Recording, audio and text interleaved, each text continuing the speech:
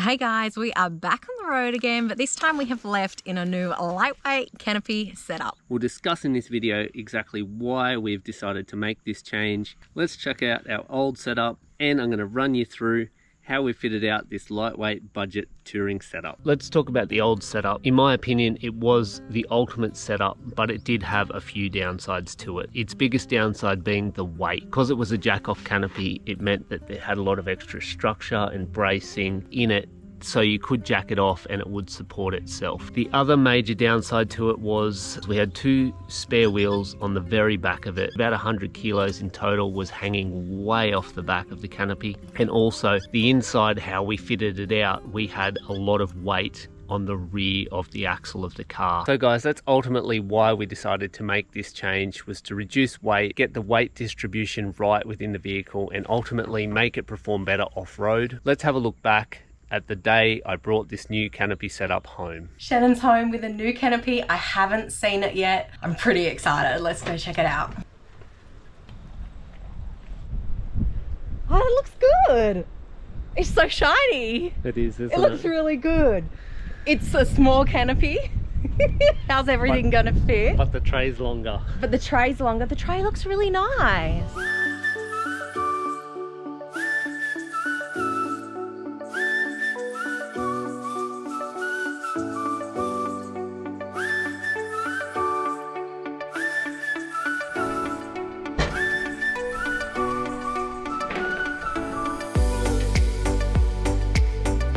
So we knew that we wanted to save on weight and change how we were carrying the weight inside the car, but then it really came down to the planning stage to work out how we were going to achieve that. So the first thing that we did was we made a list of everything that we take on long trips, and then we put a size down next to those items.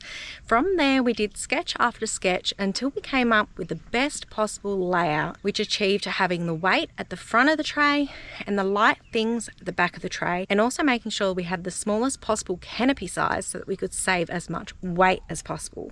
So then from there the question is, well, how much is this even going to cost us and how much weight are we going to save? So roughly we knew that from changing over the tray and the canopy we were going to save about 145 kilos and it was going to cost around 6 grand. Then we did also sell our old canopy, which put $1,200 back into the budget. And then the question was, what other items could we take out of the canopy to help us save weight? And really there wasn't much. We knew that we could drop out our 20-litre backup water drum, which saves 20 kilos, and we also needed to replace our worn out, very old swag. So we've gone with a more modern style, which has saved us about 5 kilos as well. One of the biggest compromises in the design is that we've gone from a 2-drawer system to a 1-drawer system. So to combat that, we've just added in some clear top storage bags. Now, I know that it would have saved us some weight, but I'm not exactly sure what we actually saved with changing our drawer system. Dropping down to the smaller canopy size was going to restrict us from being able to take our kayaks and also pick up timber for our build. So we just added into the design a removable back bar panel. So we won't have that on long trips. And then we still thought surely we could save on weight throughout the fit out, just tweaking little things throughout the process. Let's run through the fit out of the new lightweight canopy. 37. We got the single drawer unit to 550 with locking runners, and it came as part of the package that we did with MW toolboxes with the canopy, the tray and the single drawer.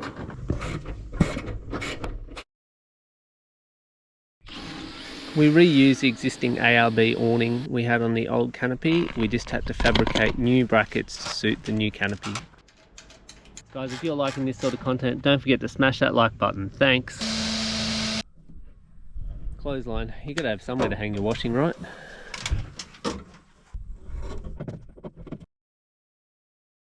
One of the hardest things of getting this all back together is the ARB twin compressor. Things weigh a ton.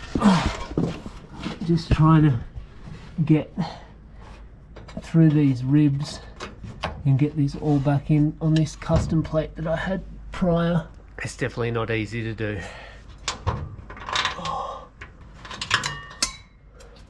And I dropped my bolt. I got number 3, guys. Number 3 is in. Only one to go. Well, we're almost in. Yes, it's on. One to go. This is called getting intimate with your exhaust.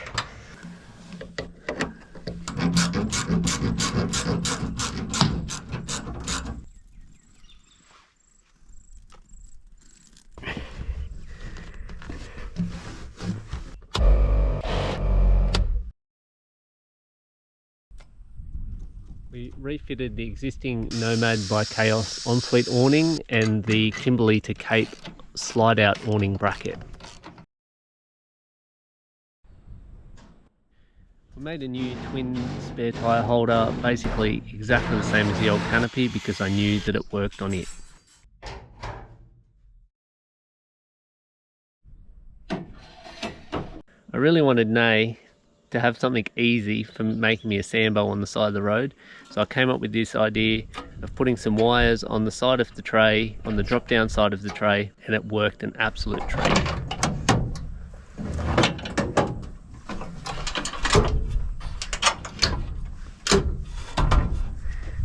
Table. The 12 volt was probably the largest undertaking of this whole setup. I wanted to make sure this time I got it right, and I knew from the last setup the things that I wanted to change. I purchased a pre-done 12 volt box from BCF. Now, it was not the layout that we needed at all, so I basically pulled the guts of it out with what I wanted to use, and the rest of it went in the bin, and I started from scratch and created what we wanted.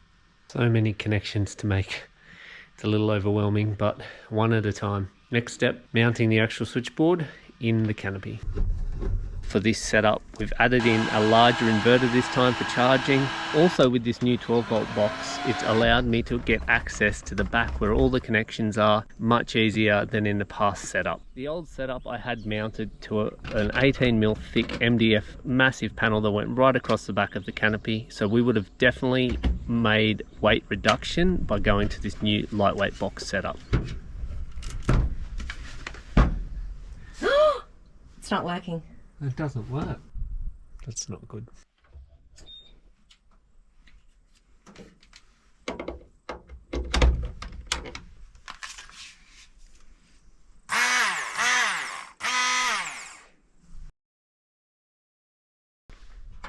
I went with the hardcore strip lighting on both doors, exactly what I had in the last Canopy. Absolutely loved it. It worked a treat. Only this time it's got the new switches and everything on it, which are awesome.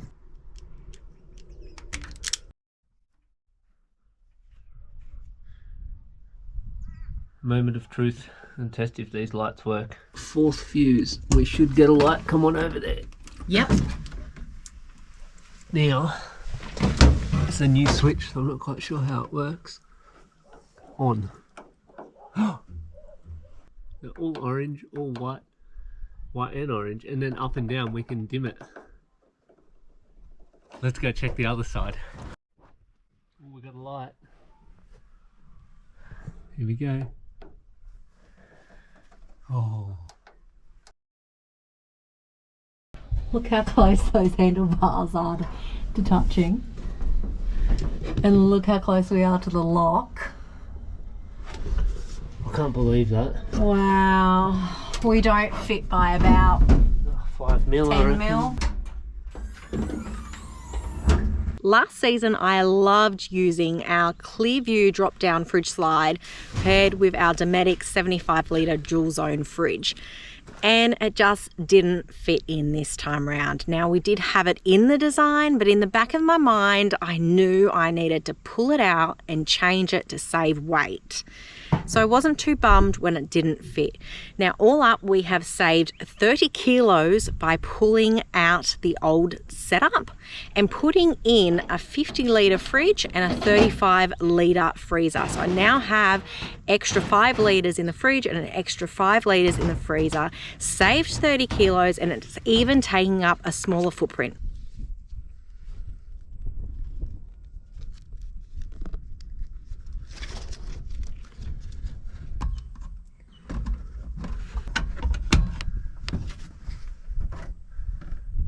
On 6 degrees. Was that 80?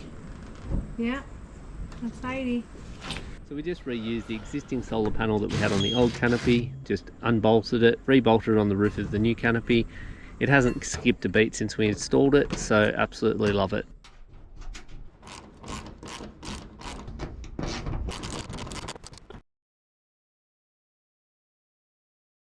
You can't go anywhere without max tracks. That's my rule of thumb. So straight away unbolted the old mounts, again off the old canopy, straight on the new one. It was a no-brainer.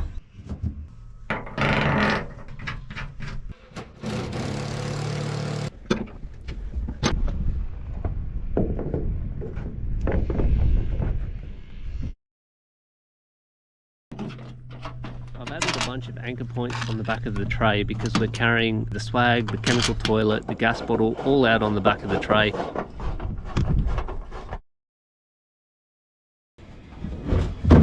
Yep. See that lip? Yeah. That's what I need to bolt through. So I've reinstalled the existing CANOPY, I think is the brand, 70 litre water tank that we had on the last setup. Now, we had a heap of dramas last time with the water going bad, and I thought it was the tank, but it was actually the fittings that I had used to plumb the old tank in. So I scrapped all of the fittings and I've done the new one all connected in brass now, and it's actually worked. We've got beautiful tasting water, and it was an absolute nightmare to get installed. Trying to work around everything under the tray, but we got it in the end. Also for weight reduction is we used to have a belly box mounted under the tray here. I've gotten rid of that, which has saved about 8 or 9 kilos. I've also gone right through my tools that I carry for the car. Now I've got rid of all the Imperial stuff. It was the Patrol's only metric, so I've gotten rid of half my socket set, half my spanners, a whole heap of stuff that I was carrying that I don't really need in terms of tools. So that has also saved a chunk of weight. I've also dropped how much engine oil I'm carrying. I used to carry 4 litres. I'm carrying only a litre now. I've only ever needed a litre, which has now saved us another 3 kilos. So there's a whole heap of compounding things that have added up to save more and more weight when you actually get right down in the nuts and bolts of it.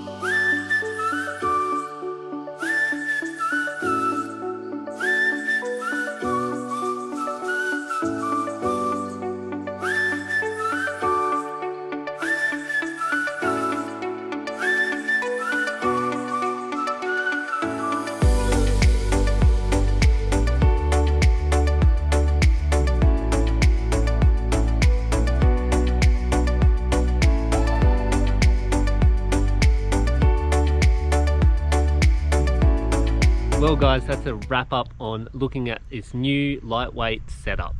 All up, we've well and truly saved over 200 kilos. The Patrol's performing absolutely amazing. It's loving the new lightweight. It's driving like a dream. It really is. Thanks heaps for watching, guys. We really appreciate it. We'll see you on the next episode. Bye guys. Bye.